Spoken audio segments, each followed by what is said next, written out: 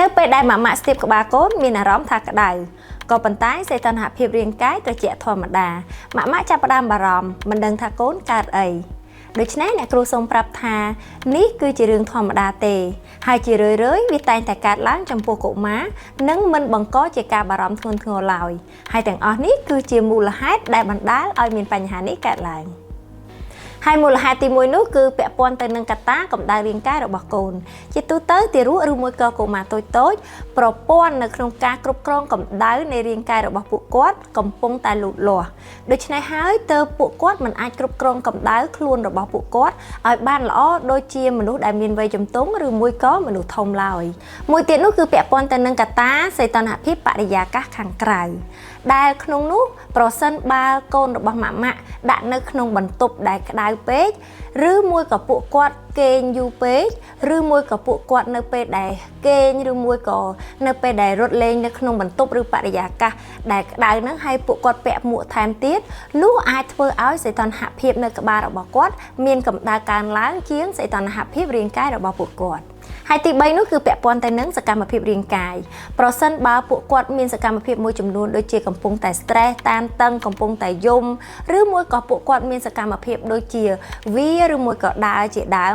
នោះអាចធ្វើឲ្យពួកគាត់មានអាការៈក្តៅក្បាលផងដែរដោយសារតែការកើនឡើងនៃលំហូរឈាមនិងមានបម្រែបម្រួលជីវគីមីនៅក្នុងខ្លួនរបស់ពួកគាត់ហើយចុងក្រោយនោះគឺពាក់ព័ន្ធទៅនឹងកត្តាពន្លឺព្រះអាទិត្យដូច្នេះហើយប្រសិនបើម៉ាក់បីអូនតូចឬមួយក៏ពណ៌អូនតូចឈរនៅក្រោមពន្លឺព្រះអាទិត្យយូរនោះអាចធ្វើឲ្យក្បាលរបស់គាត់មានកម្ដៅកើនឡើងខ្ពស់ជាងសីតុណ្ហភាពនៃផ្នែកផ្សេងទៀតនៃរាងកាយរបស់ពួកគាត់ចាដូច្នេះហើយប្រសិនបើម៉ាក់សង្កេតឃើញថាកូនមានអាការៈក្តៅក្បាលឬក៏ក្តៅខ្លួនហើយព្រួយបារម្ភសូមអ្នកម៉ាក់ប្រើប្រាស់នៅតែ1ម៉ែត្រដើម្បីវាស់នៅសីតុណ្ហភាពរាងកាយរបស់ពួកគាត់ប្រសិនបើសីតុណ្ហភាពកើនឡើងលើសពី38អង្សានោះមានន័យថា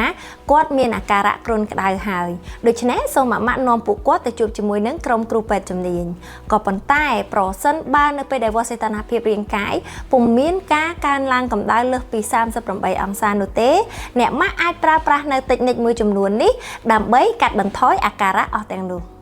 ហើយតិចនិចទាំងនោះរួមមានទី1គឺពាក់ព័ន្ធទៅនឹងការស្លៀកពាក់ដូច្នេះម៉ាក់ទាំងអស់គួរគប្បីស្លៀកពាក់ឲ្យកូនឲ្យមានសភាពគេហៅថារលុងឬមួយក៏មានខ្យល់ចេញចូលនិងជៀសវាងស្លៀកពាក់នៅសម្លៀកបំពាក់ច្រើនជាន់ពេកទី2នោះគឺពាក់ព័ន្ធទៅនឹងកត្តាសីតុណ្ហភាពដូច្នេះហើយម៉ាក់ទាំងអស់គួររក្សាសីតុណ្ហភាពនៅក្នុងបន្ទប់ឲ្យបានប្រហែលជា21អង្សាសេនៅគ្រប់រដូវកាលពីព្រោះថាខ្លួនរបស់ទារកមិនអាចសម្របទៅនឹងសីតុណ្ហភាពជុំវិញខ្លួនបានល្អដូចយើងជាមនុស្សធំនោះទេដូច្នេះហើយ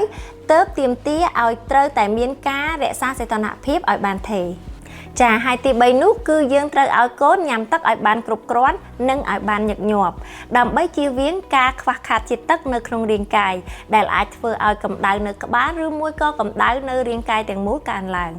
ហើយតិចនៅចុងក្រោយនោះគឺយើងមិនគួរគប្បី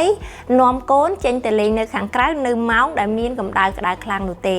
ដូច្នេះហើយគួរគប្បីផ្លាស់ប្ដូរនៅម៉ោងដែលយើងត្រូវនាំកូនចេញទៅក្រៅក្នុងនោះអាចចេញទៅជាពេលព្រឹកឬមួយក៏ពេលល្ងាចដែលមានសីតុណ្ហភាពរាងត្រជាក់បន្តិចកាត់បន្ថយនៅកម្ដៅពីពន្លឺព្រះអាទិត្យដែលជាកត្តានាំឲ្យក្បាលរបស់ពួកគាត់មានកម្ដៅកើនឡើងជាចុងក្រោយអ្នកគ្រូសូមផ្ដាំថាវាពិតជាមានសារៈសំខាន់ខ្លាំងណាស់ក្នុងការដែលម៉ាក់នាំកូនទៅពិនិត្យនិងពិគ្រោះជាមួយនឹងគ្រូពេទ្យជំនាញករណីបើក្បាលរបស់កូននៅតែក្តៅនៅប៉ុន្មានថ្ងៃបន្ទាប់កូនតូចមានអាយុទាបជាង3ខែក្បាលរបស់ពួកគាត់នៅតែក្តៅទោះបីជាបានញ៉ាំថ្នាំបញ្ចុះកម្ដៅរួចហើយឬមួយក៏មានអាការៈរួមផ្សំផ្សេងទៀតដែលបង្ហាញអំពីការបង្ករោគផ្សេងឧទាហរណ៍ដូចជាមានអាការៈក្អួតឬមួយក៏រាគជាដើម